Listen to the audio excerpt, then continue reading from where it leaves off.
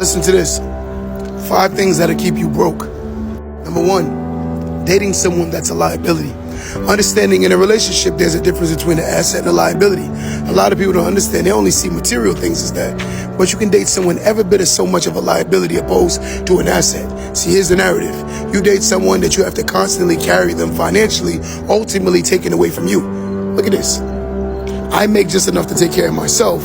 Then I add someone else as an adult onto that income, ultimately taking away from the income that I have, making me or putting me in a worse position because of the fact that I chose a liability. So understanding, guys, you have to date assets and not liabilities. Assets is one that add value, not ones who take away value. Number 2, you so caught in your materialism.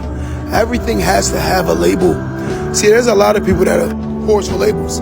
Everything to them has to have a label. And when it don't have a label, they don't see value in it, because ultimately it makes them feel better about themselves. Just because you wear expensive stuff don't mean you're rich, right? So let's keep that in mind. Materialism will keep you broke. Number 3, having children outside of your home. See, the problem is with having children outside of your home, especially for men, you tend to be on child support. And when you're on child support, it takes away from the income that could be in one home. See, you're paying for that home, you're paying for that home, you're paying for that home. Having babies outside of one home will always keep you broke. Man, so I suggest you keep it in one house. Before, I'm going to go into depth on this one. Student loan debt.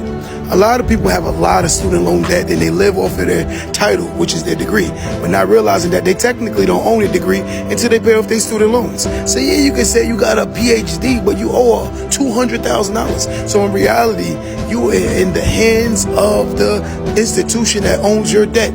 So reality is you're not in a great position. You may say you are because the title makes you feel significant and proud, but in reality, the economics don't match, because in reality, you're in a bad position. Understanding, knowing that school is a business, and by understanding that school is a business, you must learn how to navigate school with the least amount of debt as possible.